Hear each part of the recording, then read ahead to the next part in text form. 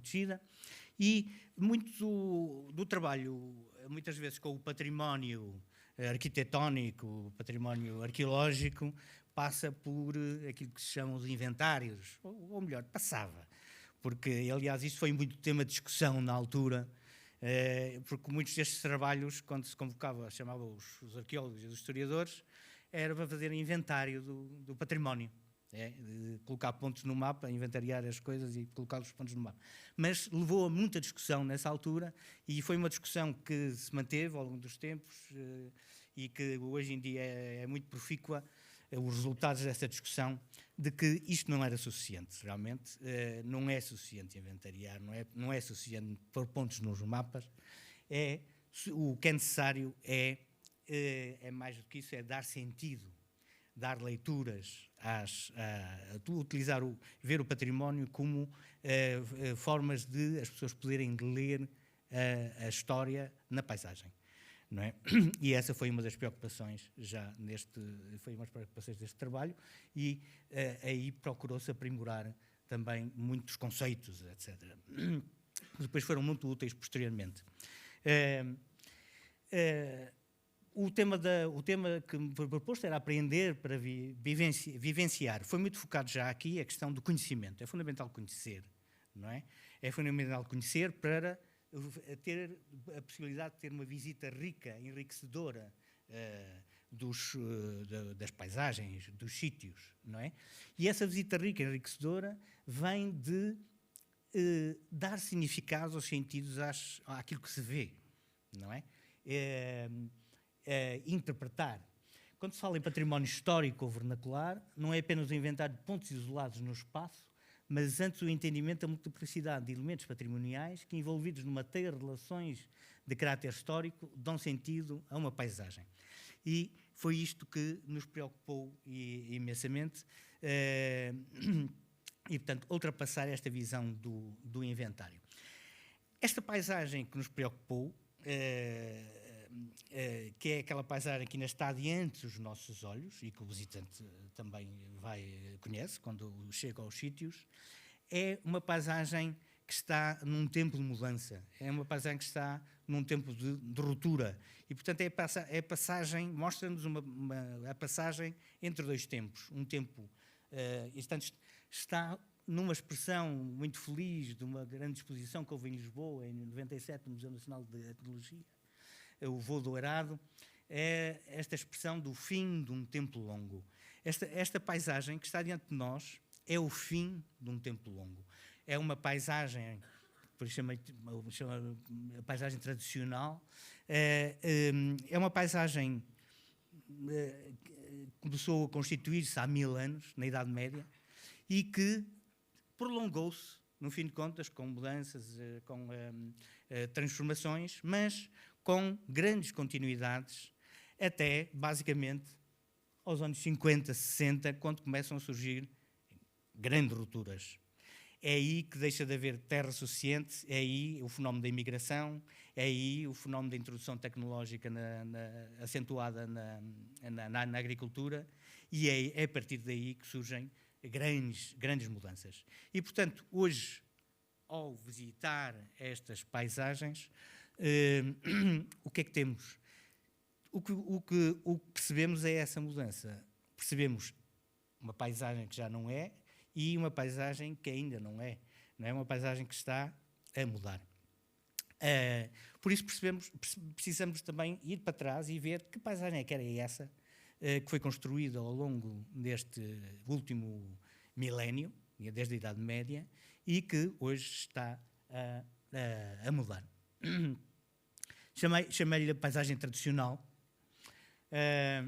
e em termos sociais, convocando a história, ela é muito aquilo que se pode chamar a paisagem do senhorio e da renda. É isso que está por trás desta paisagem. É o senhor e a renda, que estabelece a dependência entre o senhor e o camponês. Fisicamente, na paisagem, podemos ver como é que isto se expressa em termos modelos do habitar e viver na zona onde foi feito este estudo, portanto, nesta zona aqui. Nós aqui podemos distinguir dois grandes modelos de habitar e viver a paisagem. Nós podemos ver nas zonas dos alvéolos, dos vales e das colinas, nas zonas mais baixas, um modelo que estabelece o binómio entre a casa nobre conventual, o assento dos senhores, e os lugares dispersos, que são as casas dos camponeses, dos que cultivam a terra, os que pagam as rendas. Mas temos um outro modelo também nesta paisagem, que é muito diferente e que está nas zonas de altitude, e que são as zonas de montanha e que são os aglomerados de montanha, que mostram toda uma estrutura diferente e uma forma diferente de organizar essa mesma paisagem. Isto tem aqui mais um pontinho em baixo, que não sei se é possível puxar. Não dá? Bem, mas não dá, mas é assim, eu dizia assim ainda ali.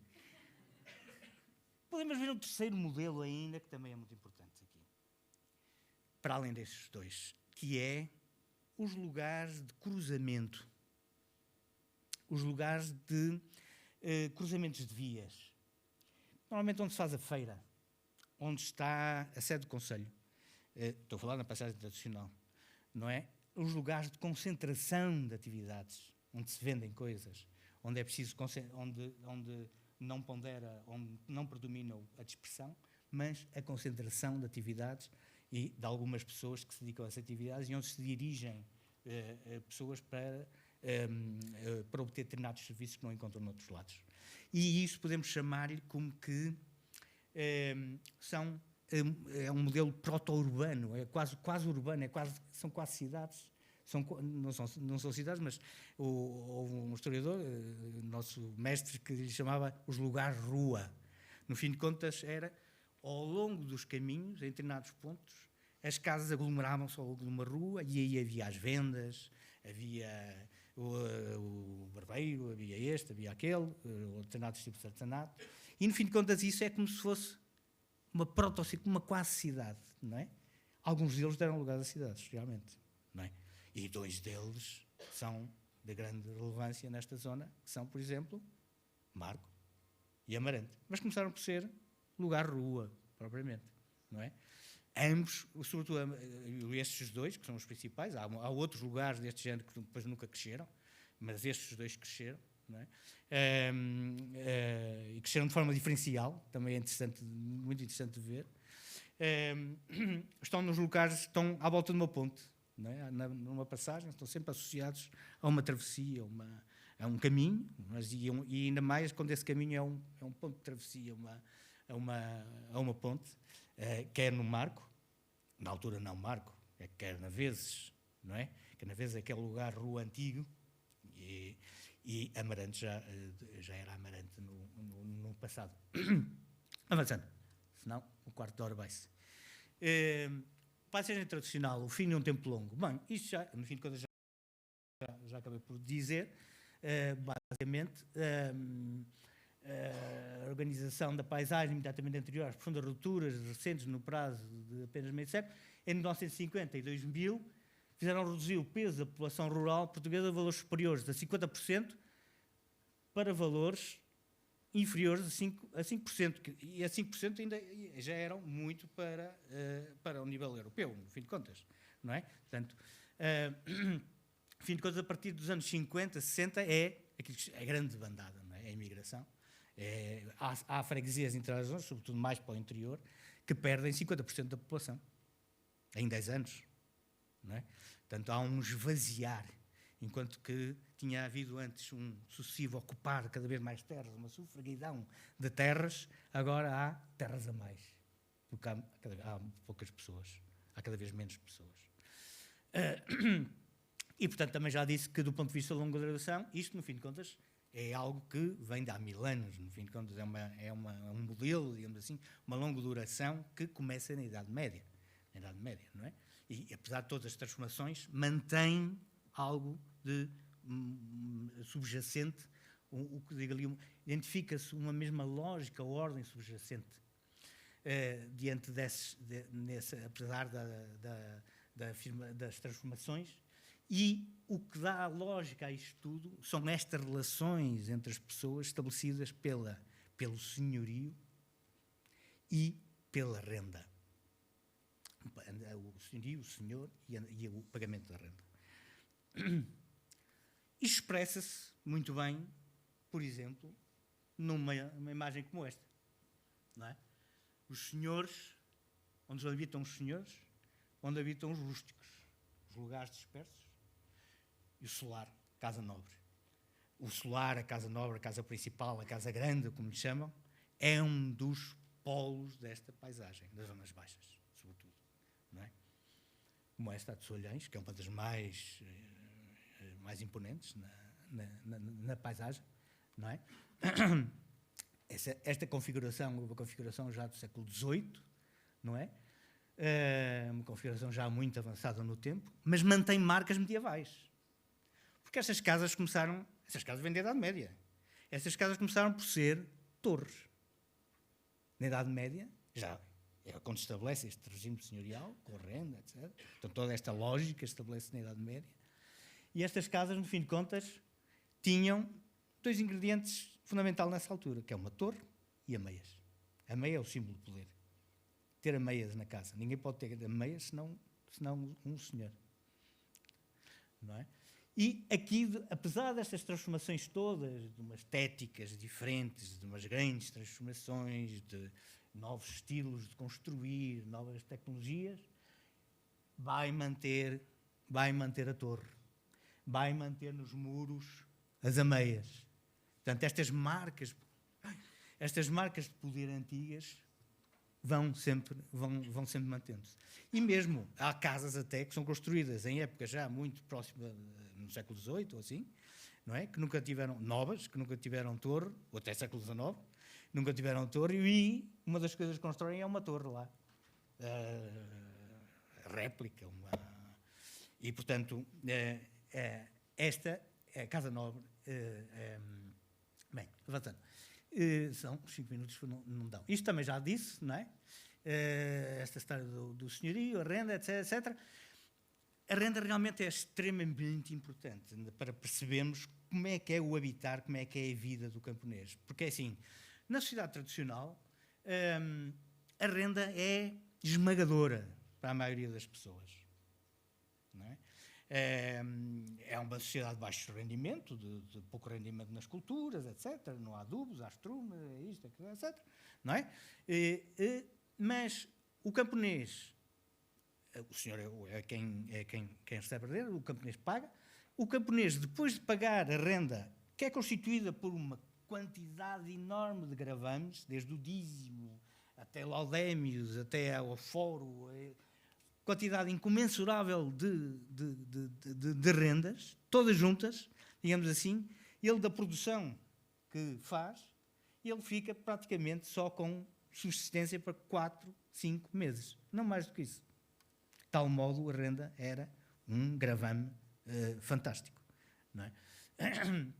E, portanto, tem de trabalhar à jórnia, tem de fazer trabalho artesanal, etc., para sobreviver, e ele e a sua família, durante o resto do tempo. Portanto, esta importância. Esta mentalidade rentista, tanto que a renda tem outro aspecto também fundamental, que é criar esta mentalidade rentista nos senhores, que é de, por um lado, o absentismo, quer dizer, não cultivar diretamente, não interessa cultivar diretamente a terra, interessa é ter muitas rendas. E, portanto, ao mesmo tempo, não dá lugar à introdução de melhoramentos e inovações. Não se cultiva diretamente a terra, quer-se ter terras para receber rendas e, portanto, não há inovação tecnológica, não há motivação para inovar, para introduzir novas rentabilidades, etc. Não é? E mais, não estou a falar só dos senhores, é que há toda uma camada de um grupo que vive desta renda. Não é só o senhor, mas são, por exemplo, os arrematantes das rendas. O próprio senhor não recebe ele própria renda. Ele arrenda arrendas. E, portanto, tem gente que se dedica a receber arrendas e cobrá-las, etc, etc. E recebe dinheiro por isso. Portanto, há toda uma camada de população intermédia, digamos assim, entre o senhor e os camponeses, são os arrematantes de rendas, que criam todo um grupo enorme que não produz nada, não é? Que viva às costas do camponês. Há umas caricaturas muitas do século XIX que mostram muitas vezes isso, o camponês vergado com o senhor, ou o rei, ou não sei o quê, vergado com ele às costas. Bem, para a frente. Distribuição destas casas. É evidente que o estudo inicial não foi feito só sobre a área mais restrita, que depois foi considerada para a paisagem protegida. Foi feita em toda a área dos 3 concelhos, e estes pontinhos, a base é as freguesias, as paróquias, que também é um ingrediente muito importante destas paisagens, não sei se ainda tem tempo, mas os pontinhos amarelos são todas as casas nobres, casas grandes, casas principais que foram identificadas neste estudo. E elas não têm uma distribuição uniforme, de forma nenhuma. Não é? Nós olhamos para ali e vemos logo à partida que há uma zona onde quase não há casas nobres. Não é? Que é a zona da montanha, precisamente. Os senhores não lhes interessa a montanha. Aí deixam as comunidades de outra maneira.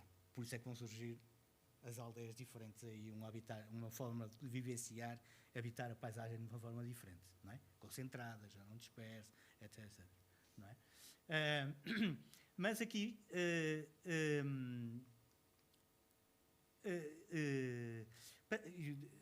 avanço, senão nunca mais.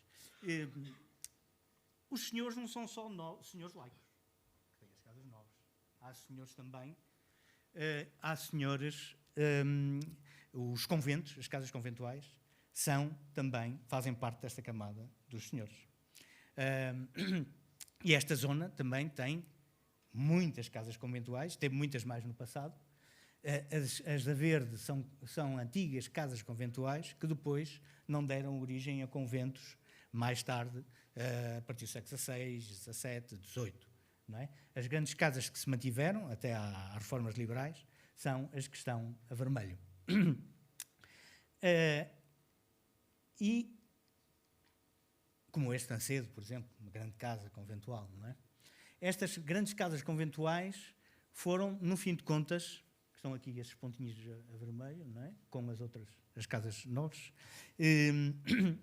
foram, no fim de contas, agregadores de grandes quantidades de terra e, portanto, de fontes de renda, não é? E é interessante vermos que, muitas vezes, se formos observar de perto, há como que um enxamear à volta de cada convento de casas nobres. Porquê? Porque muitos destes senhores, eles próprios, eles eram também arrematadores de rendas dos conventos. E daí viverem muitas vezes nessa proximidade do convento, que era o último detentor da renda, e o senhor, no fim de contas, funciona ali como um arrematador das rendas, que em última instância era conventual, era do convento. Não é? E inseri ali também 2 círculos. Aqueles 2 círculos são 2 zonas que já falamos. Aquele de baixo centra-se na zona de Marco, ou melhor, de Canaveses, e a outra na zona de Amarante. E já nos dá para falar um pouco sobre a evolução dessas tais lugares, rua, que foram no início Amarante e Canaveses. Depois, Canaveses deu lugar ao Marco. Se virem as casas novas, é como que há uma dispersão de casas nobres, é uma das maiores concentrações de casas nobres à volta no aro de Canaveses, de Marco. Não é? Mas o mesmo não se passa em cima. O que se passa é aquele ponto vermelho, que é o convento de São Gonçalo.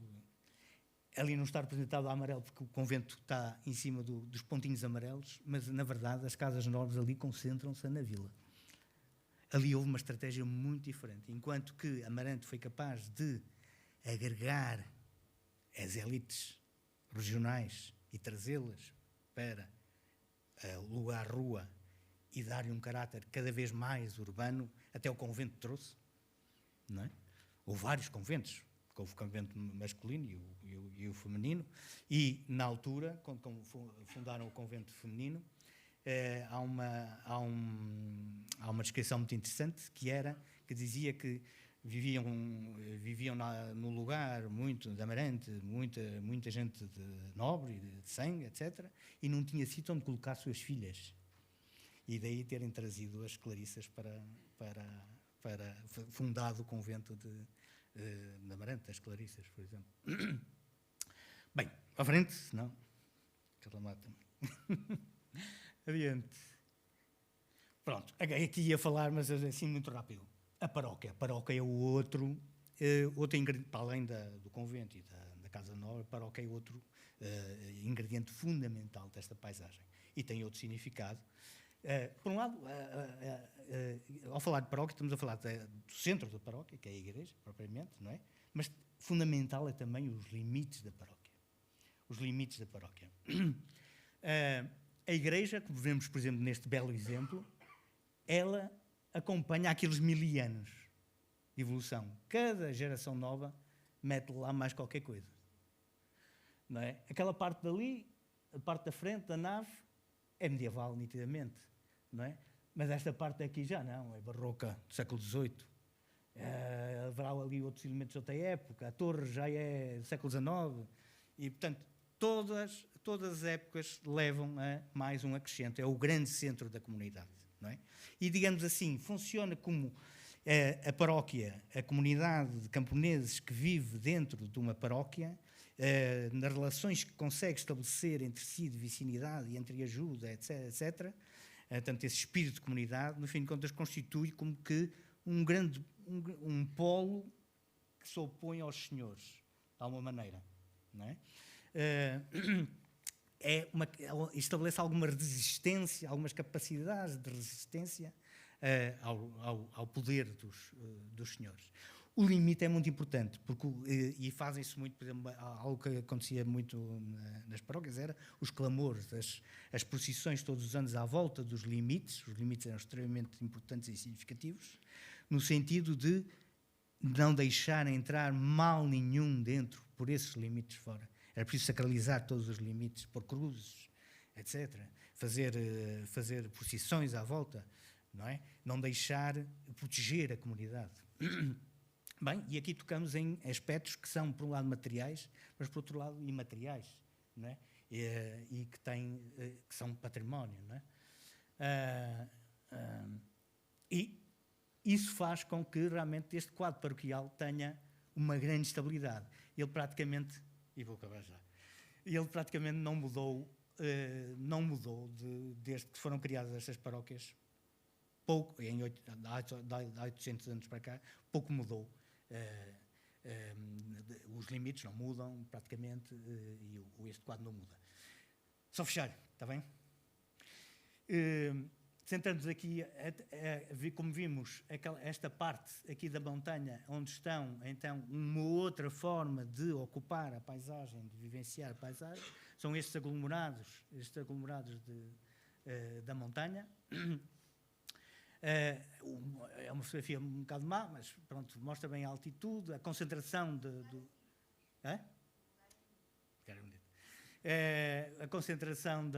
a concentração do casario e o aro, os incultos em volta, ou os terrenos de matagais, etc., de vegetação pobre, e por baixo da aldeia os chocalcos, os lameiros, que são a grande riqueza destas aldeias, cuja principal atividade era o gado vacuum. Não é? Pronto, elas têm uma relação muito próxima, claro, com a altitude, que é o que aqui está, aqui bem marcado, e aqui estas manchas cinzentas mostram a espessura do solo, o solo mais espesso, mais rico, etc. Claro que as casas nobres, se formos ver, elas procuram estar todas em cima onde o solo é mais espesso. Mas as aldeias lá em cima também, apesar do solo espesso ser muito mais escasso, elas também polarizam a população para em cima, junto destes solos espessos. Não é?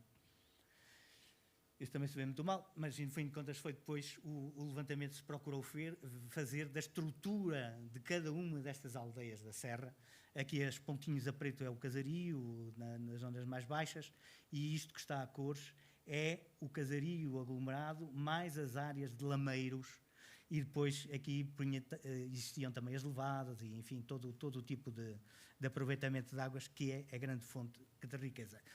Um caso concreto, só para mostrar aqui a Boboreira, precisamente, na freguesia, na paróquia de Folhada, e só para voltar um bocado, como que em síntese disto, porque na zona baixa nós temos também casas nobres, como por exemplo a Casa de Aldegão, é uma grande casa nobre, com um território grande sob o seu domínio. Tem lá em cima, esta é a paróquia, não é?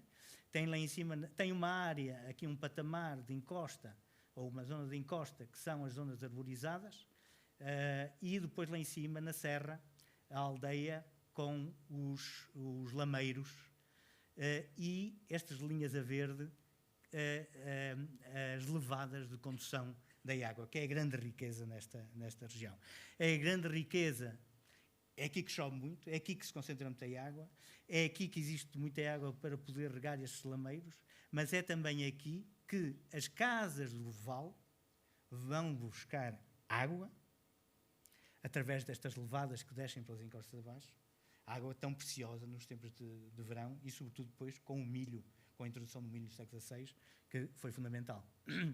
Lá em cima os lameiros, e cá em baixo, a filosofia também que é muito má, mas as levadas a trazerem a água cá para baixo, aqui a Casa de Aldegão e o território, ou a área sobre sua dependência mais perto. Enfim, aqui a Casa de Aldegão com o solar, com a igreja, com o brasão, etc. E o que de fundamental vinha lá de cima da serra, a levada com as águas. Falta o último modelo, e já não, é só passar, que é as povoações de rua. Aqui em Assolhães, é uma povoação que depois não evoluiu no seu caráter urbano, mas lá tem o Pelourinho e a Casa da Câmara. E as outras duas, que já falamos, o Amarante e a antiga Canaveses, não é? E aqui numa síntese, é o último. Numa síntese, precisamente, essa dinâmica que vos falei há bocado, de agregação que Amarante teve das elites regionais, sendo sede até de 3 concelhos, no fim de contas, sendo sede de 3 concelhos até, e a agregação das elites, dos conventos e das casas nobres dentro de si, enquanto que Canaveses acabou por não conseguir essa concentração. Canaveses acabou hoje, praticamente não é nada de muito característico, não é? Hoje é o Marco, e o Marco está dentro a emergência do Marco, até se calhar de uma forma regional com mais predominância do Amarante, surge da linha de caminho de ferro, por exemplo. A linha de caminho de ferro que não passa em Amarante, vai passar no Marco, vai passar na zona de Canaveses, e que vai levar a que surja numa aldeia de Canaveses, perto de Canaveses, a aldeia do Marco se vá transformando numa vila com caráter urbano cada vez mais importante. Pronto, desculpem.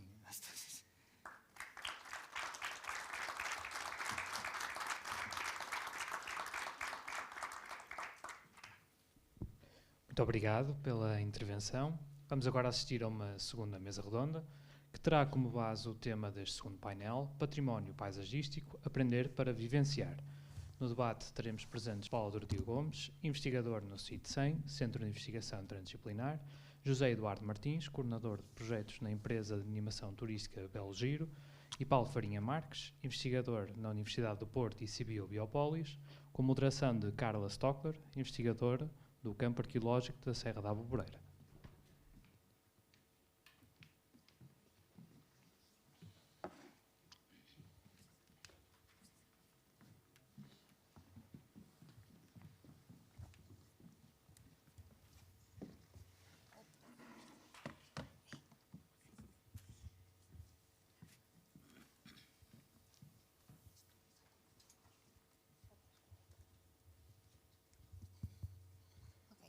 Muito obrigada, apesar da extensa, foi bastante importante. Agradecer mais uma vez a presença de todos e o convite para estarmos aqui mais uma vez. Eu ia pegar nesta apresentação do Paulo Dórdio, que nos fala desta paisagem que se foi construindo ao longo de 1000 anos e que está em mudança. Também com a introdução de novas modernidades e de novas exigências até ambientais, como por exemplo a questão dos parques eólicos. E daqui vou passar a palavra para o professor Paulo Farinha Marques, da Faculdade de Ciências da Universidade do Porto, que também trabalhou connosco no projeto e trabalhou na área da paisagem e na estética, na valoração estética da paisagem, e passava-lhe com um mote, de facto, da valorização que fez qualitativa da paisagem, que foi pegar na ordem, na diversidade e no valor cênico desta paisagem para lhe encontrar maior ou menor valor. E até que ponto, de facto, esta ordem que vem desde a Idade Média é uma característica importante na qualidade estética da paisagem. Boa tarde, muito obrigado por esta oportunidade e para, finalmente, ao fim de alguns anos, eu diria, nós nos voltarmos a encontrar, quase na mesma, claro, mas, sobretudo, com uma boa onda, que é esta questão da Arvoreira poder ser um lugar de distinção em Portugal, muito justamente, porque também foi aquele que ficou, se calhar, durante mais tempo abandonado, deixado para trás, dada a nossa condição topográfica. Nós estamos entalados em montes e por causa disso temos a nossa independência, de estarmos entalados em montes, somos uma espécie de um grande talude da meseta ibérica. Para chegar aqui e conquistar o litoral era uma chatice, eles andavam por montes e vales e, portanto, nós ganhámos essa parte. E nesse ganho ficámos também com uma cultura antiga. E essa cultura antiga, como o meu colega agora muito explicou, é muito interessante, muito significativa, mas conta a história também de miséria, uma história de atraso, uma história de um país refém do seu próprio isolamento, de um país tipo ilha, preso a uma península ibérica, dominada por um outro grande país e, portanto, da qual nós somos um exemplo extraordinário de afirmação e de originalidade, mas também somos retidos nestes montes e vales que não dão palha nem pão. Este não dar palha nem pão é resolvido em 1415, quando a gente resolve ir buscar o pão ali ao lado, um bocadinho mais ao lado, ao mercado que estava livre para a gente roubar, porque eles eram infiéis e a gente roubava-lhes o pão e já agora comia e comprava armas, etc.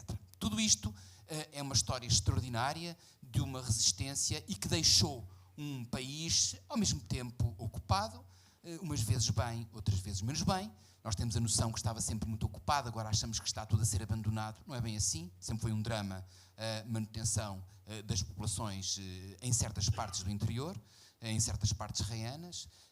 Era muito difícil arranjar motivação para estes lugares de xisto, que não dão palha nem pão, poderem ter sustento, e isso era muito mantido com o vigor político da manutenção da fronteira e, sobretudo, alimentado pelo dinheiro que vinha de fora. Ora, porquê que eu estou com esta conversa toda para chegar à Arvoreira e para chegar a estes espaços extraordinários que chegaram até aos nossos dias com uma qualidade ancestral? Porque nós estamos perante ainda, do resto, eu vi mudar em poucos anos, talvez em 20, totalmente esta dita paisagem cultural, sobretudo o desaparecimento da paisagem rural, por razões óbvias e lógicas, umas boas, outras menos boas, quase todas boas talvez, porque as pessoas passaram a viver melhor e terem acesso a maneiras de sobreviver mais interessantes, mais confortáveis, mais dignas, mais justas, mas ao mesmo tempo nisso há uma coisa muito aflitiva, que é a perda do conhecimento. Portanto, há um conhecimento milenar que aqui foi dito, que é passado de geração em geração, e por um grupo que não tinha estatuto. Um grupo que não tinha estatuto, como foi aqui muito bem explicado, que vivia para pagar rendas. E depois, claro, até uma altura que se maçou e foi-se embora.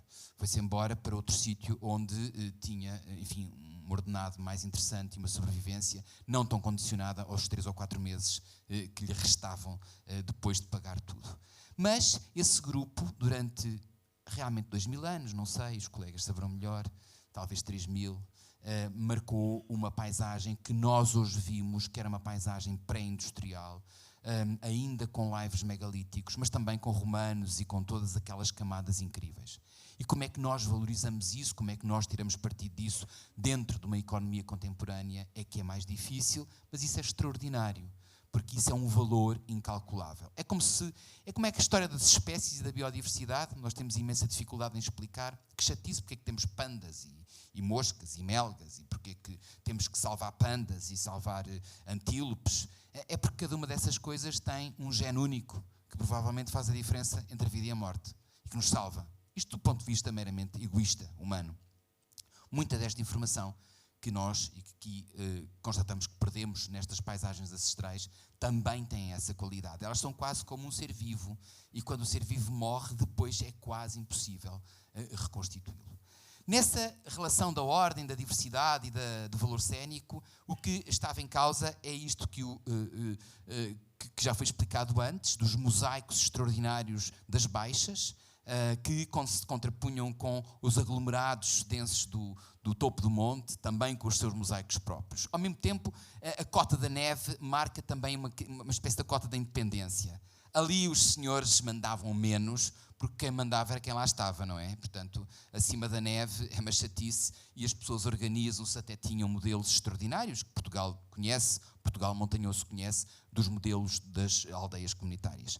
E é esse mosaico extraordinário, onde clareiras socalcadas, como se tivessem sido talhadas como jardins, aos nossos olhos parecem jardins, porque são tão pormenorizadas, tão ricamente ordenadas, onde a água é conduzida de uma forma altamente criteriosa, é resguardada para alimentar os locais e ainda é exportada para alimentar as zonas baixas, dá um conjunto muitíssimo significativo. Depois vimos a aldeia na meia encosta, como esta imagem que foi aqui apresentada, exatamente no lugar onde há trocas de ar fabulosas e onde é menos frio e menos quente. E depois, acima da aldeia, temos alguns restos de carvalhal, porque era tudo rapado para lenha, para alimentar a cozinha e a protoindústria, e para as pessoas se aquecerem e para fazerem as construções que necessitavam, e o mato que restava do desaparecimento da mata, da floresta, exatamente porque a pressão sobre os recursos não permitia que essa mata regenerasse. E é este conjunto que chega ao final do século XX e que nós vimos com uma obviedade. Mas é um conjunto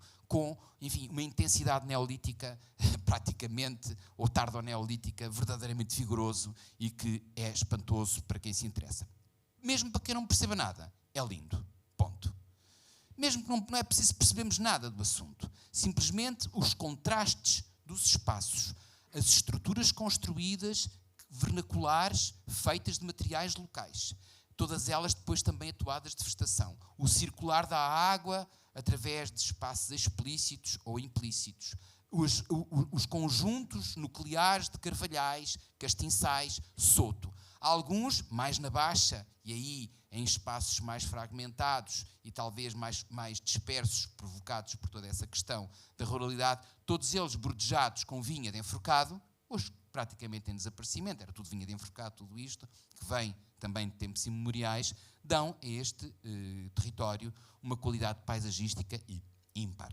E é isso que vai motivar a reflexão que à época era feita sobre a ordem, aquilo que no fundo uma ordem explícita feita pelos seres humanos a usar os recursos naturais, e portanto é quase como uma ordem óbvia deste animal humano que vai explorar com grande precisão e grande intensidade e grande diálogo ao mesmo tempo esses recursos. Depois a diversidade, porque ele, para sobreviver, vai usar tudo com grande imaginação e com originalidade. Enfim, tem que sobreviver, senão morre.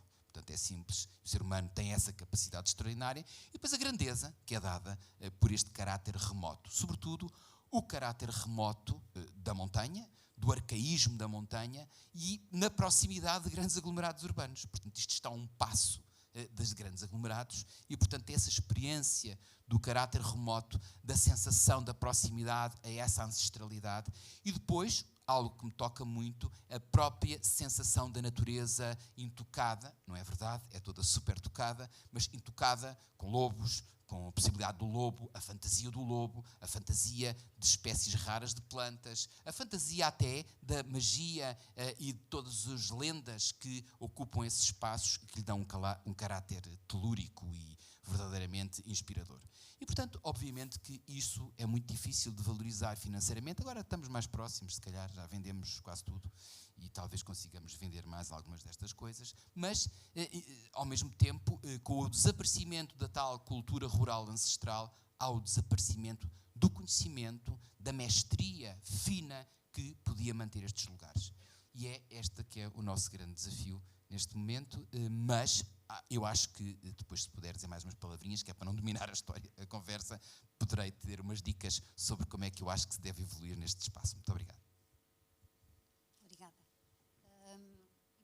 Pegando agora nesse aspecto monumental da paisagem natural, que de facto às vezes é avassaladora para quem vem do mundo urbano, não é?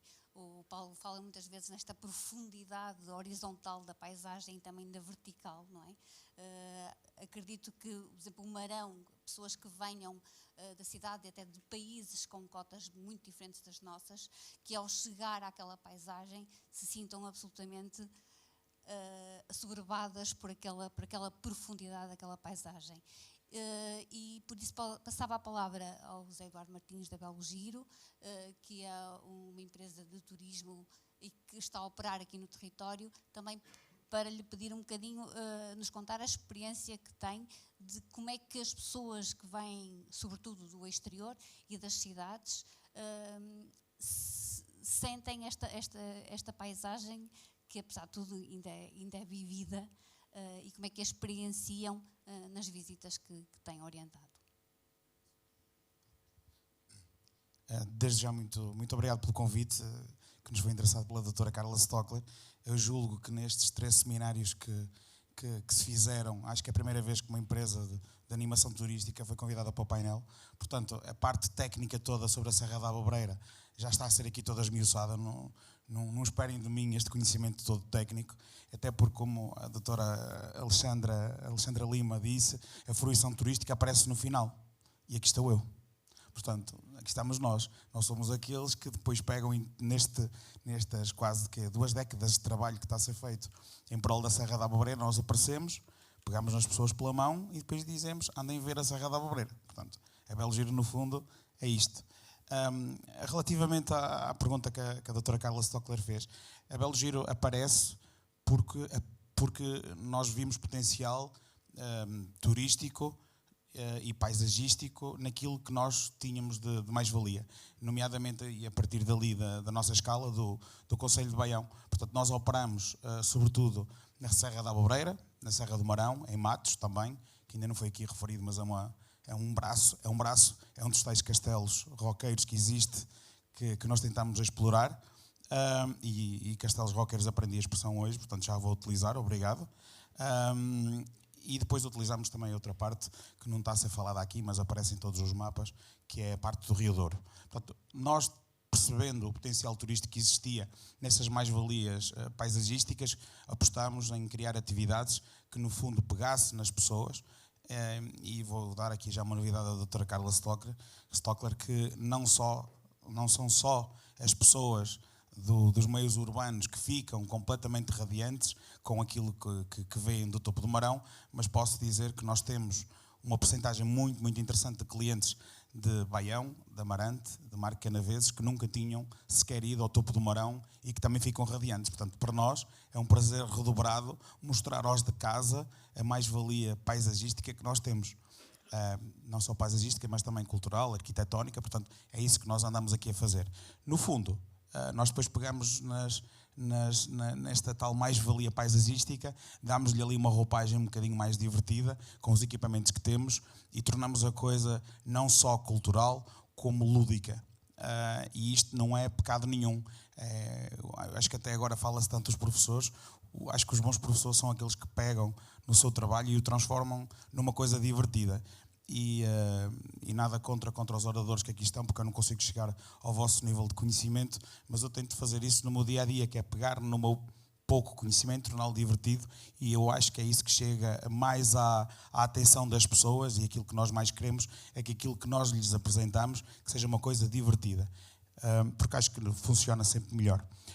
Nós, na Belo Giro, nós temos aqui, pegando um bocadinho eu não sei se é um slogan oficial desta questão da proteção da Serra da Abobreira, do conhecer, do conservar e do valorizar, nós pegamos nestas 3 palavras e focámos-nos nas 3, mas focámos-nos sobretudo na última, no valorizar. Portanto, nós consideramos que a Serra da Abobreira é o nosso escritório, e para nós é super importante que a nossa atividade, aquilo que nós desenvolvemos, que seja feita de acordo com todas as regras de educação que existem para com não só o meio ambiente, mas quem ainda lá habita. Porque quem lá habita, no fundo, são os tais guardiões, como o Zé Augusto falava, existem os guardiões dos monumentos e depois existem os guardiões das serras, que são quem ainda lá habita, porque nós muitas das vezes esquecemos que ainda há muita gente a habitar nas serras. E essas pessoas, nós temos uma questão de educação muito grande para com elas e valorizamos aquilo que é delas, sempre numa perfeita simbiose. Nós apostamos num turismo um bocadinho diferente dos meios urbanos. Enquanto no meio urbano nós assistimos a um turismo massificado, um turismo, eu chamo-lhe o turismo de autocarro, nós aqui tentamos não apostar num turismo de massas. Nós tentamos apostar num turismo que faça com que cada pessoa que venha até nós que consiga absorver de uma forma muito personalizada toda a informação que nós temos para lhes prestar. Vou pegar aqui num caso concreto muito fresquinho, que ainda hoje ao almoço me abordaram, que foi a visita de uma figura pública esta semana ao Conselho de Baião, que foi a Fátima Lopes, e nós aquilo que no fundo fizemos na visita dela foi pegar no mediatismo dela, usá-la a nosso favor e colocá-la a circular no Conselho de Baião, de modo a que, de uma forma muito, lá está, divertida, orgânica, ela conseguisse transportar para quem a segue, e são muitos, a beleza do nosso património. Porque ela chega a um público que não é um público de autocarro. É um público que, como é que alguém me dizia hoje ao almoço, que gosta de viajar de carro, que gosta de visitar estes concelhos como o de Marco Canaveses, o de Amarante, o de Mesão Frio, o de Baião, e que gosta de que lhe prestem a devida atenção. E é isso que nós fazemos. Não apostamos num turismo de massas, apostamos muito num turismo muito personalizado. E apostamos muito também na promoção do território. Está aqui hoje o meu presidente de Câmara, com quem eu já tive a oportunidade de conversar sobre este tema. Nós, quando promovemos, nós nunca promovemos a Belo Giro. Nós promovemos o Concelho de Baião. Porque nós estamos, no fundo, nós estamos numa competição muito saudável com os outros concelhos, com as outras regiões. E quando depois nós pegamos no Concelho de Baião, está aqui a doutora Cristina, nós pegamos no Concelho de Marco Canaveses e agrupamos a Baião, pegamos na Associação de Municípios de Baixo Tema, agrupamos tudo, e nós tentamos que as pessoas primeiro venham cá. Só depois é que elas vão conhecer a Belo Giro e os outros operadores turísticos que estão cá. Portanto, nós estamos a competir e quando eles chegam cá, nós cá estamos para os receber. Tudo isto numa medida de sustentabilidade que nós tentamos empregar cada vez mais. É conhecido que a Belo Giro aposta muito nos seus passeios de buggy. Às vezes passa uma mensagem que é uma mensagem errada, que é que nós fazemos provas de rally ou de competição ou que andamos aqui de forma anárquica. Não, muito pelo contrário. Convém ressalvar que nós temos muitas responsabilidades perante o nosso chefe, que é o Turismo de Portugal e todas as autoridades. Portanto, se há aqui alguém que tem interesse em ter uma medida sustentável, somos nós. Posso dizer, inclusive, que nós estamos à espera para trocar os nossos equipamentos por equipamentos elétricos, amigos do ambiente, e que possam trazer mais qualquer coisa de benéfico na circulação da serra. E nós tentamos levar as pessoas, depois, lá está, de uma forma divertida, a pontos que, se fossem por meios próprios, elas não conseguiriam chegar lá. Portanto, doutora, não me posso alongar muito, a não ser que, sim, nós o ano passado recebemos cerca de, números redondos, 4.000 pessoas, entre Douro e Serras, e quem foi à Serra sai de lá sempre com o peito cheio, de ar e de encanto. Obrigada. Obrigada, Zé. Eu acho que esta questão de também pensarmos de quem vive também é um ponto importante e que se calhar o Paulo também, não sei se também queria falar nesse ponto.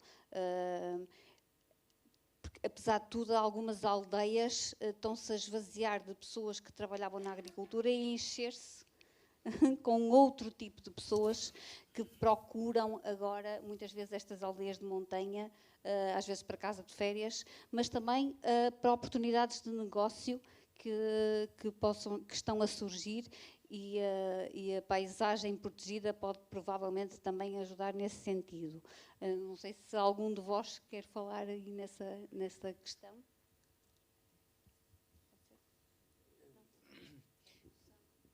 O abandono. Sim, eu também relacionado com isso, ia pegar um pouco se calhar, também ali algumas palavras do algo que sou muito sensível, que é esse saber fazer imemorial e que não passou a escrito e que passou de geração em geração, e que realmente com a morte dos mais velhos que ainda viveram estas paisagens de uma forma ainda pouco transformada, ele vai perder-se para todo sempre, não é? E essa urgência que existe, e nomeadamente aqui, porque, por exemplo, quando fizemos estes estudos, essa até foi uma área que se calhar não foi muito valorizada, não se investiu muito aí, e é a oportunidade de o fazer, eventualmente, que é essa cultura imaterial, não é? A memória, as vivências das pessoas que não estão escritas e que estão na cabeça delas. Que estão na cabeça delas e que desaparecem quando elas morrem, não é?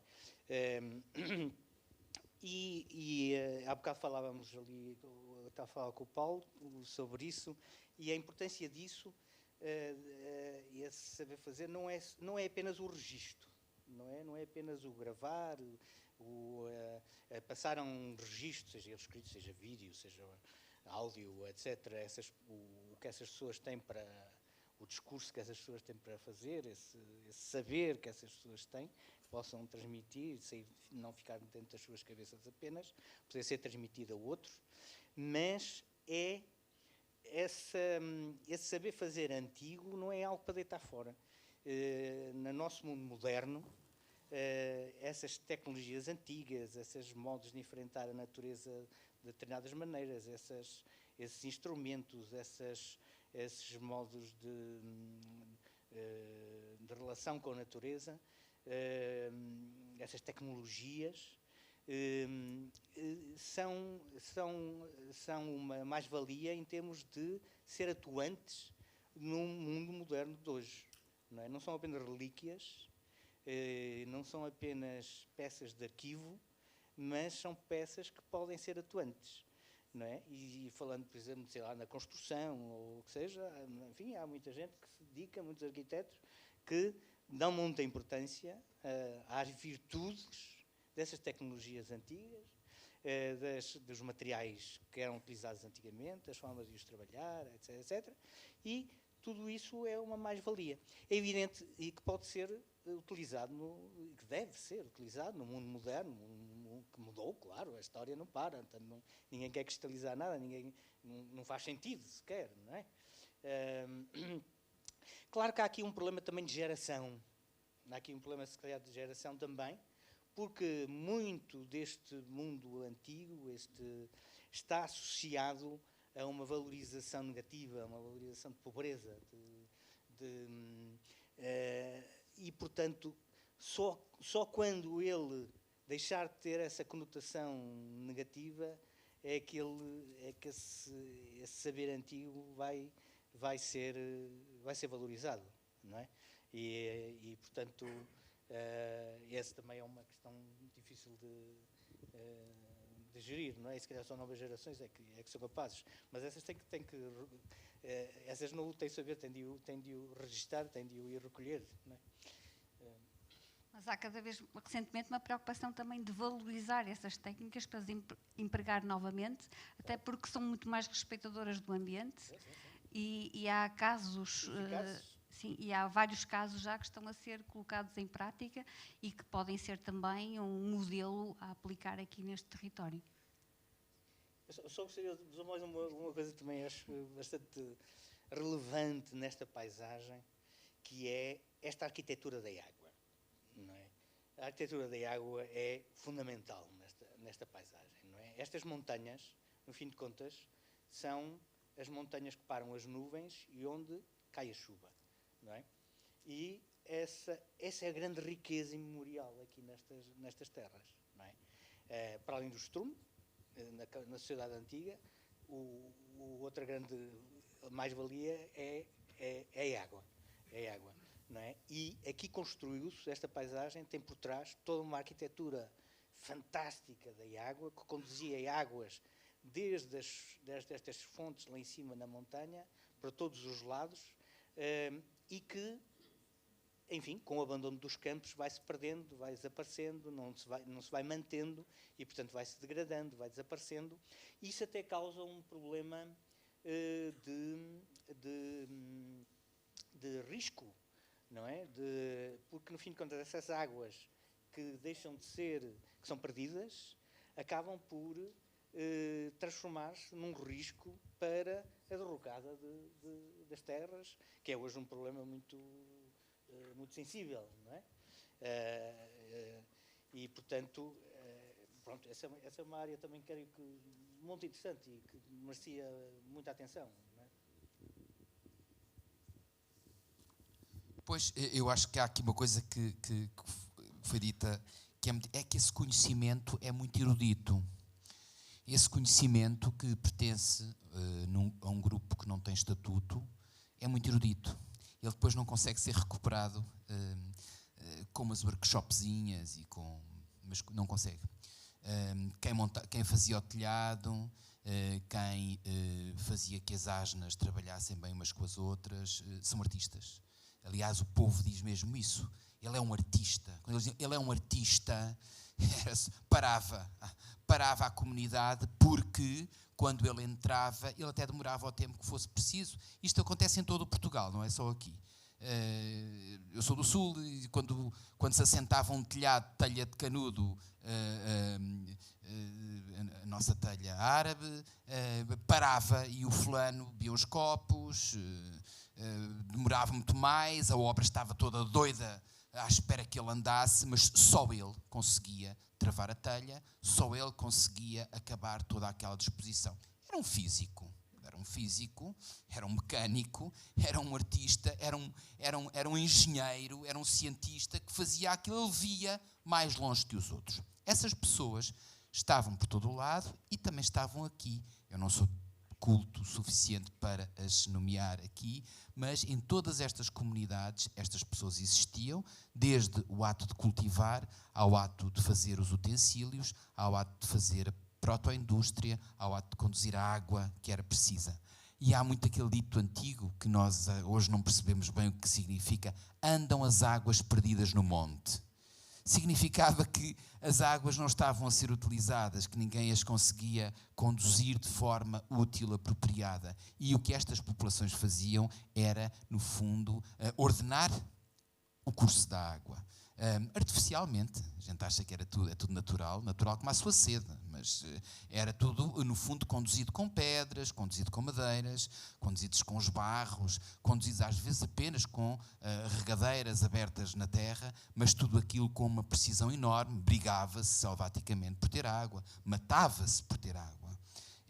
Portanto, são histórias que aqui nós contamos hoje com alguma leveza, mas são histórias trágicas, mas muito úteis. E é tal essa história do conhecimento que a mim me impressiona muito. Hoje, inclusivamente, há um grande desenvolvimento científico, de modo a poder registar com a mesma valia científica o discurso oral destas pessoas. Isto é feito há muitos anos. A gente lembra-se daquele famoso intelectual que veio para Portugal, o Giacometti, que ficou maluco enfim, parecia que tinham encontrado o paraíso na Terra, porque eles já estavam todos hiperindustrializados, e cá havia ainda um registro de coisas que, por mais de 2.000 anos ou 3.000 anos que tivessem, estavam vivas. É esse vivo que me preocupa. Eu sou uma pessoa da vegetação, dos ecossistemas, das paisagens vivas, e sei que tudo isto do vivo é fabuloso, mas tem uma condição terrível, é que morre.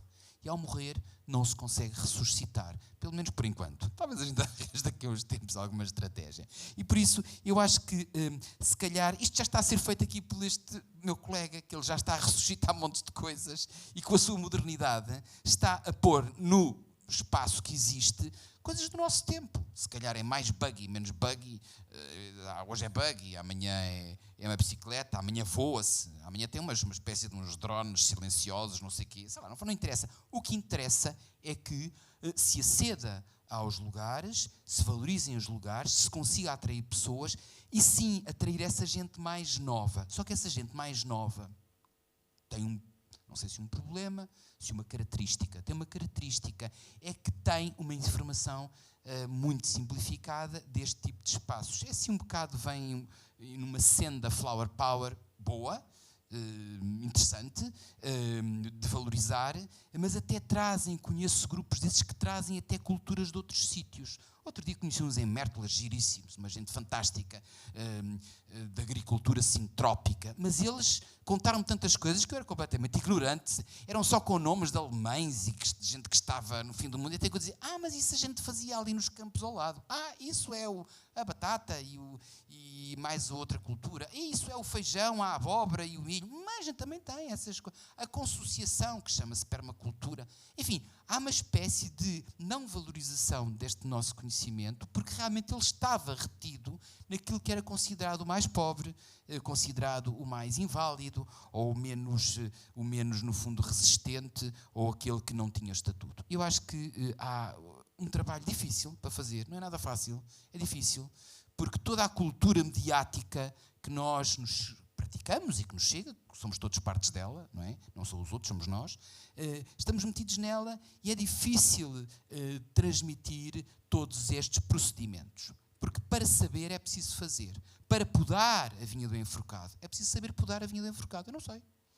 Quer dizer, se calhar sei um bocadinho, não sei o suficiente. Para fazer uma talhadia alta nos carvalhos em ciclos de 30 anos, e eles carvalhos depois ficam com aquelas cabeças, que agora eu até sou contra as podas camarárias, mas eu agora até já estou mais a favor de certas podas. Isto é um mundo a dar a volta, não é? Tem sempre graça. Porquê? Porque contam as histórias antigas. Eu fui estudar estas coisas das podas antigas, para espanto que vos possa sentir, num livro inglês chamado A História do Campo.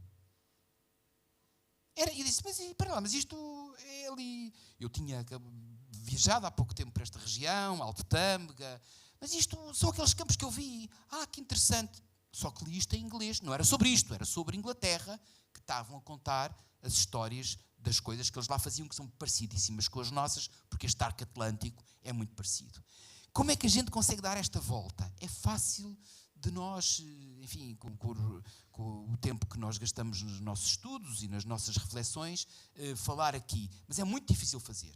E no ato de fazer é que eu acho que tem que estar o maior esforço. Onde é que cativamos recursos financeiros para isso? Por isso é que aqui o meu vizinho do lado é que está a dar o passo em frente, não é? Você é que está a pôr a coisa no mapa. Quer dizer, nós podemos pôr no papel, você põe no mapa. No mapa, no território, digo eu, não sei. E por isso eu acho que há aqui uma esperança boa, é sempre uma esperança boa nas coisas mais novas e nas pessoas mais novas, mas fundamental estarem muito atentos àquilo que está à nossa volta, que às vezes são os nossos familiares, ou são pessoas que estão connosco e nos contam coisas extraordinárias. Nunca deem por adquirido que isso é algo de banal, porque provavelmente é algo de precioso que só depois comprando culturas como o Ernest Götz, que vem da permacultura, ou o outro da Austrália, que vem aqui introduzir coisas que todas as nossas pessoas sabiam fazer. Portanto, é esta mensagem que eu queria aqui passar. Eu acho que podemos, com esta mensagem, terminar esta parte e passar a palavra aqui para o auditório, se alguém quer colocar alguma questão. E agradecer a vossa participação mais uma vez. Foi fabulosa. Não sei, a gente aqui não consegue ver mesmo ninguém, a não ser a fila da frente, portanto não sei se há alguém que queira colocar alguma questão. Nenhuma?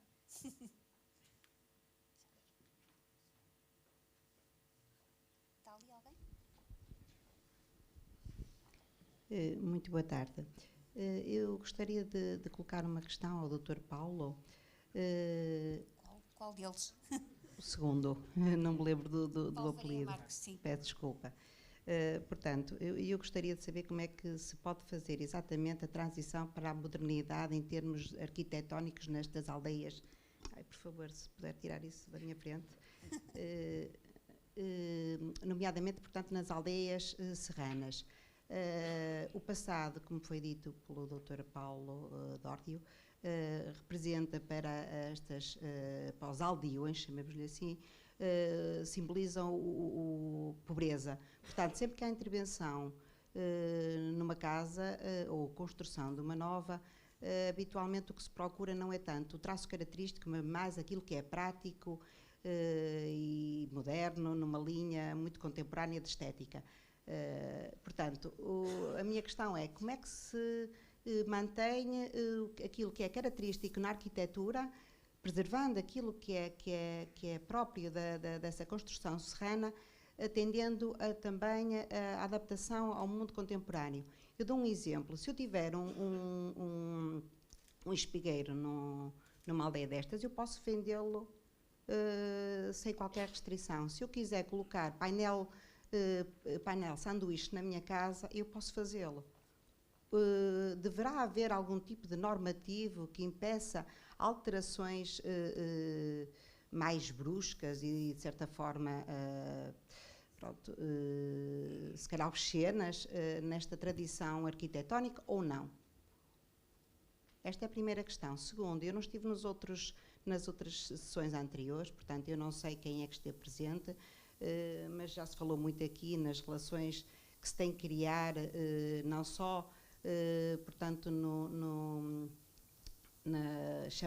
chamando o conhecimento académico é fundamental para conhecermos o território, mas também as pessoas. E eu não sei se as pessoas se as pessoas que vivem na Serra, que vivem nesta paisagem protegida, se estiveram em algum dos encontros. Porque é fundamental. Os mediadores entre as pessoas que vivem lá e o mundo académico e o turismo são, por exemplo, os presidentes da Junta, são os movimentos associativos, eles estiveram presentes, ou melhor, eles vão ser chamados a ser interlocutores, as pessoas vão ser chamadas a serem interlocutoras, porque se elas não forem interlocutoras neste processo, de facto estamos perante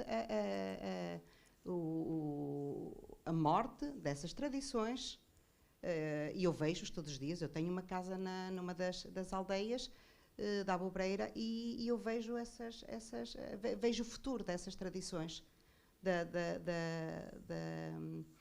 da criação das meias de lá, da produção do queijo, dos homens que morreram e que tocavam a chula de Carvalho de Rei, e por aí fora. Sem esses interlocutores, sem as pessoas que vivem, o resto parece-me que pode vir a ser um discurso fogo-fato. Vem o turista aprecia, fica deslumbrado com o Marão, com a Abobreira, mas ele vai embora. Ele não vai ficar. Quem fica serão os espaços vazios, os espigueiros vazios, as levadas que vão ficar cheias de mata, os moinhos que estão em decadência. Dou-vos o exemplo de 2 aldeias na Abobreira, no concelho de Amarante. A aldeia de Travanca tem 8 moinhos, todos eles em abandono. A aldeia de Carvalho de Rei tem o ciclo do pão completo neste momento. Eu digo isto com alguma emoção, porque eu vivo lá, de volta e meia, e vejo o trabalho árduo daquelas gentes a cultivar o milho, a fazer a desfolha, a produzir o pão. Há lá um moinho comunitário que está degradado e há um outro que já está em ruínas. Quando aquelas pessoas deixarem de ter mãos para produzir o ciclo do pão, esses moinhos vão morrer. Portanto, não pode ser só uma conversa que vai ficar bem nos guias turísticos, nos projetos das câmaras. Tem que ser mais do que isso, na minha perspectiva. Muito obrigada. Antes de passar, deixe-me só dizer que foi o primeiro passo que se fez neste projeto. Foi precisamente um inquérito bastante extenso. Julgo que a Associação de Municípios terá esses dados, começou-se precisamente por fazer inquérito das populações. Portanto, tivemos uma equipa no terreno, acho que foi na área do património natural, mas com várias questões também para o património cultural. Não, foi vocês também, que fizeram um inquérito extensivo à população e, obviamente, que desde o início os presidentes da Junta também estão integrados neste projeto, e se consultar no site, no link para a área de paisagem protegida, vê que todos eles farão parte dos conselhos, ao conselho diretivo e um conselho consultivo, portanto a ideia e a própria população, ou seja, este desígnio da paisagem protegida já tem muitas décadas. Eu julgo que agora de facto estamos em condições de avançar para ser publicado no Diário da República, mas se trabalhou em conjunto com a população desde o início. E passo em relação ao património que também e às casas que estão a desaparecer e aos moinhos, o grau de intervenção de quem gere também acaba por colidir com o que é património particular. Mas julgo que é um dos objetivos também aqui na gestão futura da paisagem protegida, trazer meios, recursos financeiros que possam ser aproveitados, obviamente, para quem cá está e não para quem vive no exterior. E relativamente à questão que fez então ao Dr. Paulo, eu vou passar também. Muito obrigado. A sua pergunta é fácil e difícil. Sim, é possível. Há já alguns exercícios feitos sobre a recuperação de arquitetura vernacular, nomeadamente nas aldeias terranas ou noutros lugares. E passa sempre por fazer uma boa adequação entre aquilo que são os valores herdados, portanto aquelas coisas que nós valorizamos, que recebemos do passado, e a nossa maneira de viver atual. Portanto, não adianta nós proibirmos, condicionarmos, impedirmos as pessoas de quererem viver modernamente. Isso é um grande erro. O que nós, salvo seja, nós, sociedade, devemos tentar é realmente ajudar e divulgar exercícios de conversão desses espaços. Nada é estático, tudo evolui, mas não é agora que evolui, sempre evoluiu. O que agora acontece é que evolui muito rapidamente e, normalmente, a partir de culturas importadas muito eficientes, para não dizer a palavra agressivas, e que transformam muito rapidamente a nossa vivência. A cultura do plástico, do petróleo, a cultura dos materiais pré-fabricados, o sucesso das grandes cadeias de divulgação de produtos de construção muito confortáveis. E isso é uma boa notícia. É bom a gente ir ao IKEA e comprar e ter uma casa como gostava, ou como fantasia ter, ou como vê outros terem. E ter conforto. Isso é fundamental. Agora, é possível fazer isso com perícia de trabalho, mas é preciso ter o tal conhecimento. Alguém tem esse conhecimento, há adaptações bem feitas, há casos aqui na região com muito sucesso, claro que não são, talvez, o número maior, não é massificado, mas isso é possível. O que agora é possível é as pessoas têm todas é que ter uma dignidade dentro das suas habitações, como elas gostarem, com o conforto, com o aquecimento, com a fantasia que gostarem. Essa é a parte privada. Depois há a parte talvez menos privada, que é a história da paisagem, não é? A paisagem é uma coisa pública, ou pelo menos partilhada, em que nós partilhamos com os outros. Eu partilho a minha casa com o meu vizinho do lado, com as pessoas que a veem, com a comunidade que a vê. E se a comunidade valoriza esse conjunto, a comunidade tem que se preparar também para pagar esse conjunto. Já sabemos que não temos dinheiro, que somos pobrezinhos, Portugal não tem dinheiro. Às vezes tem PRR e tal, mas parece que o dinheiro te custa a sair do PRR. Mas pronto, mas existe. É preciso pagar àqueles que têm valores excepcionais a razão para que eles também os mantenham. Não é dar-lhes fortunas, às vezes é dar-lhes só incentivos, ajudas, para que eles possam, de forma mais eficiente e não a sua exclusiva expensa, reconstruir os telhados mais típicos, os seus muros, os sistemas de água que muitas vezes perdem adequação contemporânea. E, portanto, é aqui que está a história a nossa história contemporânea. Nós precisamos, para alugar casas na cidade, nos subúrbios, aqui, precisamos de dinheiro. E estamos todos a discutir graves problemas de habitação, que é o mesmo problema de como é que se recuperam zonas que estão a desabitar-se e que estão em situações que hoje não são tão pretendidas, porque as pessoas não querem viver na aldeia do monte, porque estão a envelhecer. Talvez venham comunidades, mas certamente nunca serão em número suficiente.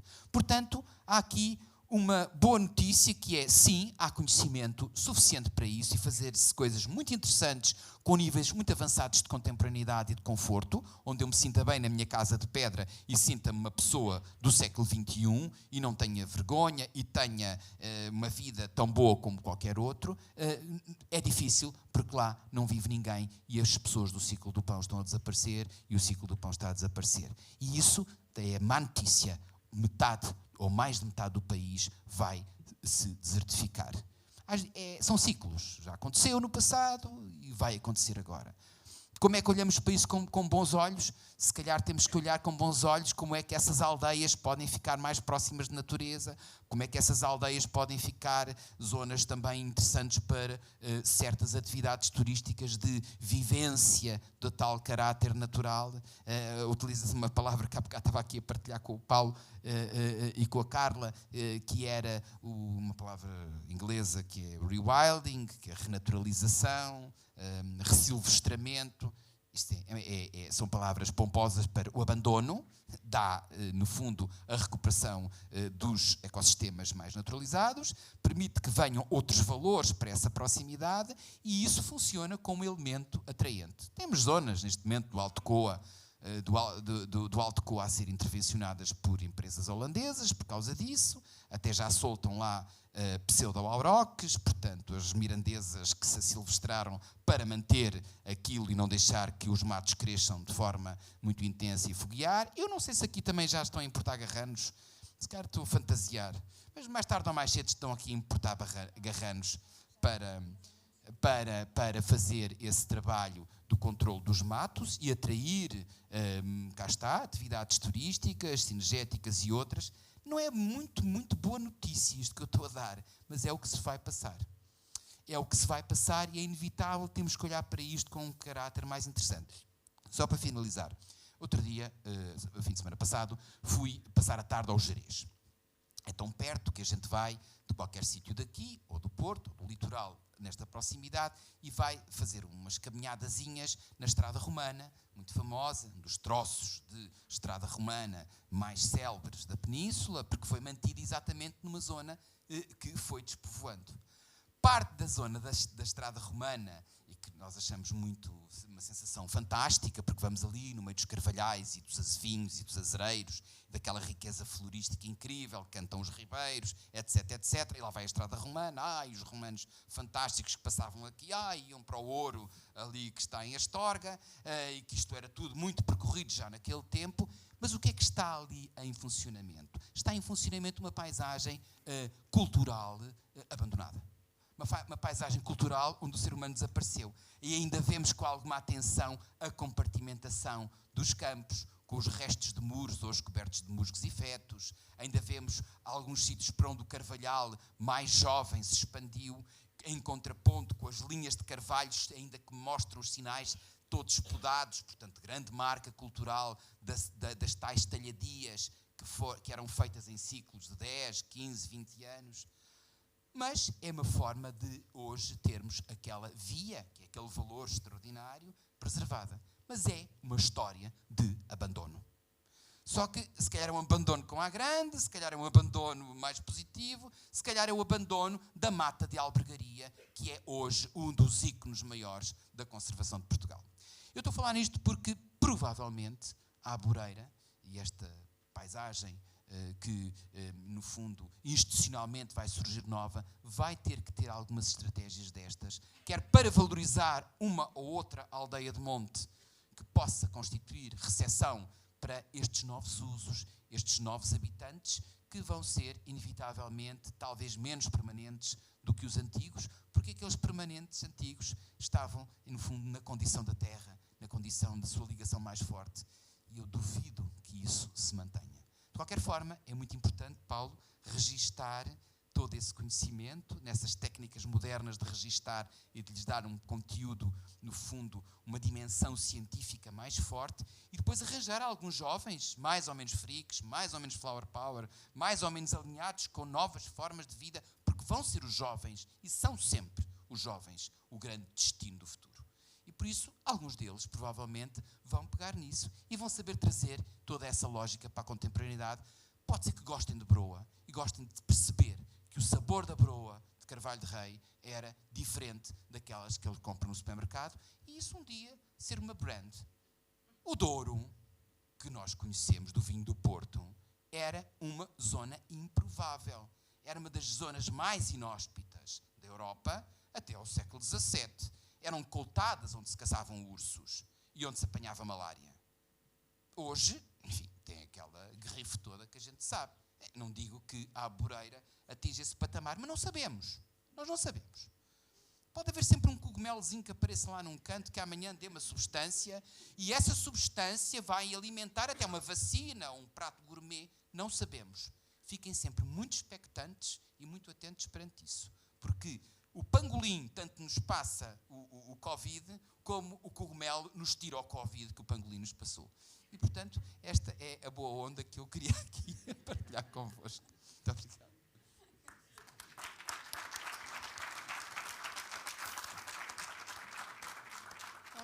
Se não houver mais nenhuma intervenção, acho que fechamos com chave de ouro. Ai, temos aqui.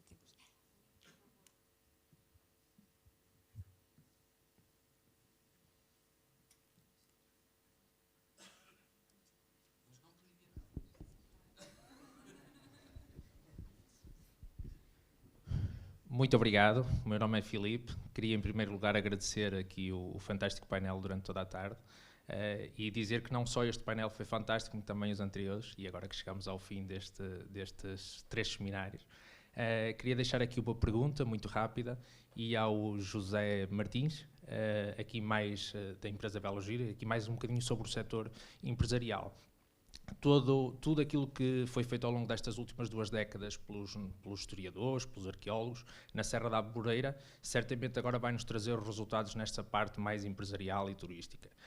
De que forma, e tendo nós hoje aqui 2 dos presidentes dos 3 municípios envolvidos, de que forma é que os municípios podem ajudar esse setor empresarial, ou que podem aqui promover para que essa parte turística possa crescer na nossa Serra da Aboreira. Obrigado. Obrigado, eu.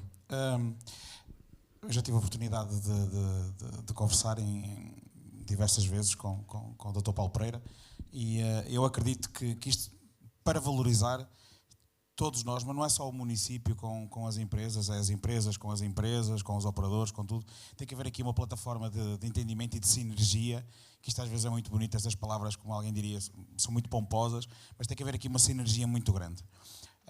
Não é só os municípios que têm a obrigação de desenvolver, mas têm, acho que aqui o dever de ouvir quem está deste lado e que também procura desenvolver. E tem que haver este entendimento, esta reciprocidade de interlocutores, digamos assim. Ou seja, eu acho que nós precisamos do município tanto quanto os municípios precisam das empresas, precisam das associações, precisam dos operadores, dos produtores locais e até da população em si.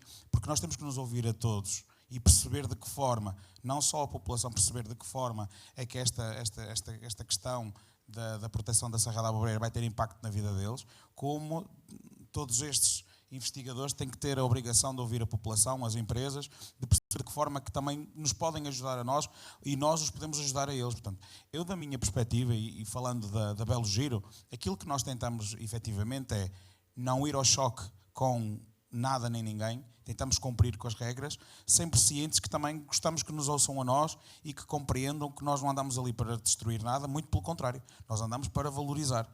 Eu volto a dizer, eu termino conforme comecei há bocado a minha intervenção, nós aparecemos no final, quando as coisas já estão desenvolvidas e é preciso valorizá-las e promovê-las. Portanto, é isso que nós procuramos. Portanto, aquilo que nós queremos, nós falamos com toda a gente, queremos ouvir toda a gente, da mesma forma que também pedimos que nos ouçam a nós. Até ao dia de hoje, nós temos tido a sorte que as pessoas vão nos ouvindo e vão-nos. Prova disso é que foi aquilo que eu disse. Pela primeira vez, acho que nestes 3 seminários, foi convidada uma empresa de animação turística para dar a opinião, que nós agradecemos. Agradeço muito mais uma vez à doutora Carla Stockler. E para nós é tão ou mais importante quererem nos ouvir do que nós pedirmos ajuda a alguém. Portanto, a partir do momento em que existe disposição para nos ouvir, nós já ganhamos todos. Obrigado, Filipe. Não sei se respondi à tua pergunta, mas obrigadíssimo.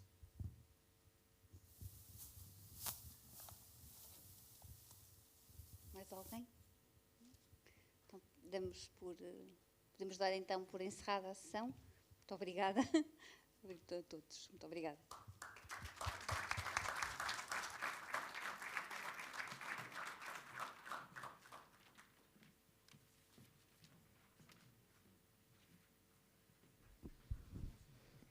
Muito obrigado a todos. Peço aos oradores que se mantenham nos vossos lugares. Chamo também os oradores da primeira mesa redonda, os que estiverem presentes, para virem ao palco receber uns brindes oferecidos pela Câmara Municipal do Marco Canaveses.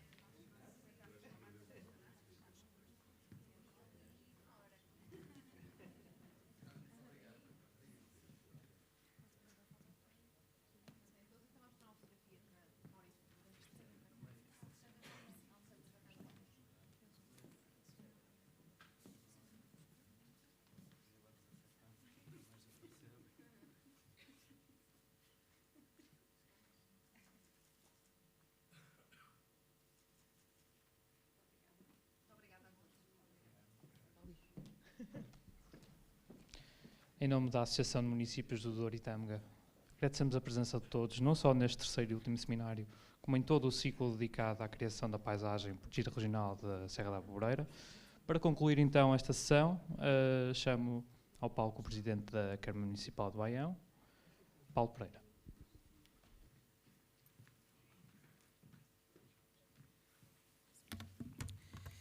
Bom, muito boa tarde a todos. Dizer-vos que é uma honra muito grande, enfim, enquanto autarca do município que partilha com os outros dois municípios, Amarante e Marcos de Canaveses, a Aboboreira, estar aqui neste momento muito simbólico. É verdade que depois de 3 horas e qualquer coisa de intervenções, enfim, estamos todos a pensar em irmos às nossas vidas. Façam de conta que, nesse eventual cansaço, encontramos agora aqui a tal pedra do puxa a carga atrás, puxamos um bocadinho atrás o nosso cansaço e só 2 ou 3 palavras. Já agora, depois vou falar com o António Lima para me dizer onde é essa pedra, que eu próprio quase que poderia dizer que sou um guardião também da Serra da Aboboreira, não só institucional, como depois como um privilegiado de poder, enfim, fruí-la de várias formas. A última vez foi, penso eu, no sábado, na minha bicicleta, e eu, quando estava a falar no Penedo tal, que não foi preciso construir tal, que era um marco, eu lembrei-me o Penedo do Sol, mas não, é o Penedo de puxa a carga atrás, que depois já de me dizer onde é, certamente já lá passei. Bom, este terceiro seminário, penso que, tal como a criação de paisagem protegida regional da Serra da Aboboreira, não é um ponto de chegada, não é também certamente um ponto de partida, é, digamos, mais um ponto intermédio de evolução. E este ponto intermédio de evolução, somos chegados aqui, agora temos que olhar para o dia da manhã, esse ponto será tanto melhor, esta evolução, como cada um no sítio onde está faça bem. Aliás, o José Eduardo falava nisso aqui há bocadinho, porque às vezes temos sempre a tendência... Bom, então, mas o que é que o Estado agora pode fazer? Seja o Estado central, sejam as autarquias. Eu vou terminar com uma pergunta deste género também, aliás, como eu fiz na sessão que foi em Baião.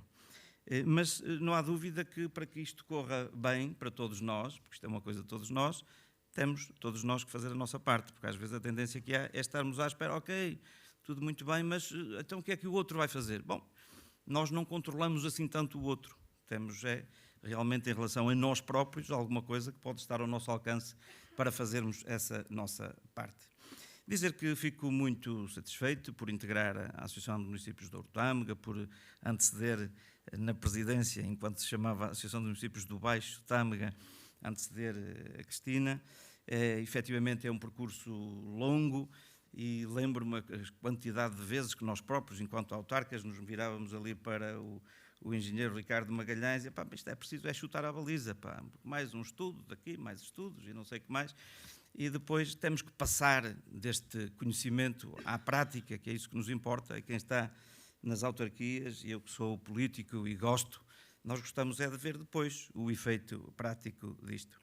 E, portanto, fico muito satisfeito porque, naturalmente, tivemos ao longo destes 3 painéis, o de Amarante não acompanhei na sua plenitude, acompanhei os outros bem, e, efetivamente, tivemos aqui a oportunidade de interagir, de ouvir, de aprender com um conjunto de pessoas que conhecem, e um conhecimento, enfim, científico, rigoroso, pessoas que gostam e que vivem o território, cada um à sua maneira. Isso é ótimo, quando todos gostamos e temos aqui um denominador comum, e que neste caso é a Abobreira.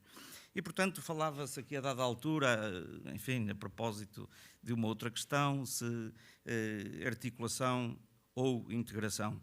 Bom, eu penso que aqui também ficou claro, nestes painéis todos, que é preciso articulação e integração de todos nós. E parece-me que não é difícil também dizer isso. Chegamos aqui a este ponto. As autarquias, os agentes de desenvolvimento local, a academia e, naturalmente, a comunidade.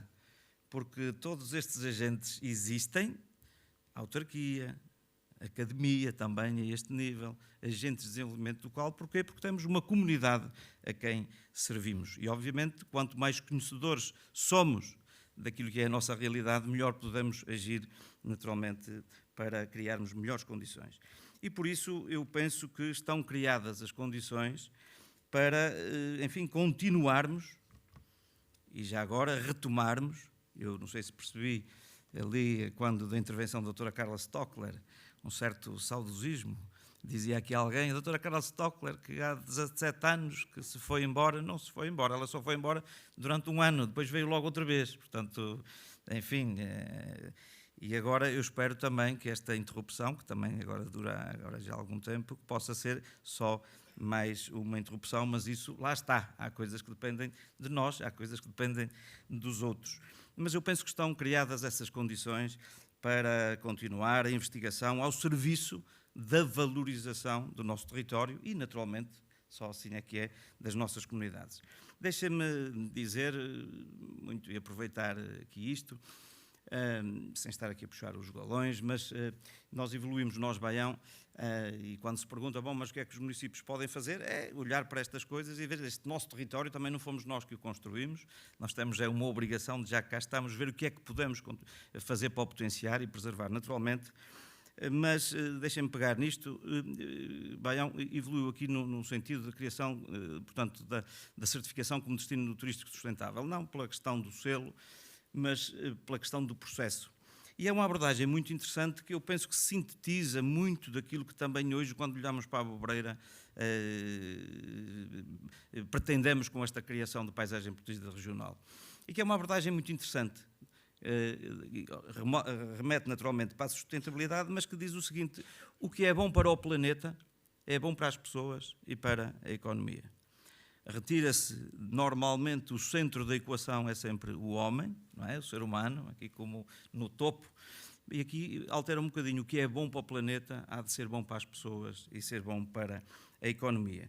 E por isso, em boa hora, a Associação de Municípios, neste caso agora já de Douro e Tâmega, relançou e impulsionou a valorização da Abobreira através desta criação de paisagem protegida regional. Queria aqui focar, porque eu sinto aquilo que tem sido a articulação e a relação e a integração excelente entre os autarcas que partilham a Serra da Abobreira, a Abobreira ou outros acidentes orográficos, não sei se estou aqui a dizer uma asneira grande, estando aqui a falar com pessoas da área da geografia, mas um acidente geográfico ou orográfico, muitas vezes os rios e as serras eram fronteiras que separavam territórios, portanto aqui, neste caso em concreto, a serra, mais do que nos dividir, une-nos. Nós também temos, felizmente, neste território, no território de Ouro Verde, penso que isto é transversal a nível nacional, as pessoas percebem cada vez mais do que os autarcas, que obviamente têm que olhar para a sua comunidade e para o seu território, mas que ganhamos todos muito mais se o nosso vizinho estiver bem. Nós, em vez de concorrermos uns contra os outros, concorremos uns com os outros para encontrar as melhores respostas para as nossas comunidades, e se o meu vizinho estiver bem, eu estarei bem também. E por isso estão garantidas as condições para chegarmos todos mais à frente, com o envolvimento de todos. Fala-se de dinheiro, ainda hoje aqui se falou em dinheiro também. Em Baião, na última conferência, ou no seminário, dizia alguém, a propósito da sustentabilidade e do cuidado que temos de ter com o planeta, e bom, eu sei que dizia assim, bom, eu tenho que estar preocupado efetivamente com o fim do mundo, mas também tenho que estar preocupado com o fim do mês. E para dizer o quê? Para terminar, é que, felizmente, e apesar de tudo, e dentro de certos limites, como é evidente, nas autarquias, hoje, eu estou a falar por aquelas aqui que conheço e falo mais à vontade pela minha, nós não temos de estar tão preocupados com a questão do fim do mês, felizmente. E por isso, que não se faça mais e melhor por falta dessa disponibilidade financeira, quer com recurso, que também há recursos a fundos comunitários, mas inclusivamente aos nossos próprios orçamentos, porque cada vez mais as obras não há dúvida que são importantes, mas elas só são importantes na medida em que servem pessoas. E por isso eu termino com muita satisfação com 2 desafios e uma questão que a fiz também em Baião, e naquilo que depende das autarquias e dos políticos. E o primeiro desafio é, ok, já o disse há bocadinho, é passarmos à prática agora. Temos aqui um conjunto de conhecimento. Às vezes sinto também, deixem-me dizer isto com toda a objetividade, que se produz conhecimento, muito conhecimento, e às vezes há também, inclusivamente da parte da academia, deixem-me dizer, que é quem nos ajuda muito a fazer e a produzir esse conhecimento, depois essa integração e articulação e perceber o que é que já se escreveu também sobre o território. Há bocadinho, nas intervenções que aqui havia, estava-se a falar, bom, mas a questão do património material ou das vivências. Bom, há muita coisa escrita sobre isso. Eu posso falar mais à vontade sobre Baião, mas uma das obras mais importantes que nós deixaremos para o futuro é uma coisa que se chama História Económica e Social de Baião, que vai lá há 5.000 anos atrás e vem até agora com todas essas questões, e haverá outras que depois ainda podem explorar. 2 das pessoas que intervieram aqui, quando fecharem, e que estão perto para fechar o 9º e o 10º volume, fica a história, enfim, fechada até há 10 anos atrás, mas é exatamente esta questão de passarmos à prática e, eventualmente, aproveitando muito daquilo que também já desse mesmo conhecimento. E depois, o segundo desafio é desafiem-nos, todos vocês, todas as pessoas que aqui participaram, naturalmente os investigadores, obviamente, mas é dizer assim, para responder à tal pergunta que eu dizia também em Baião, ok, se cada um de vocês fosse Presidente de Câmara, em função deste conhecimento que tem, ok, o que é que fariam? Para agora darmos esse mesmo passo em frente. E por isso termino agradecendo muito e que este ponto, então, intermédio de evolução corresponda também àquela imagem do portal. Não é a porta, é o portal. O nós passarmos, então, a uma outra dimensão de desenvolvimento, sendo certo que é isso que também as pessoas esperam de nós. Muito obrigado.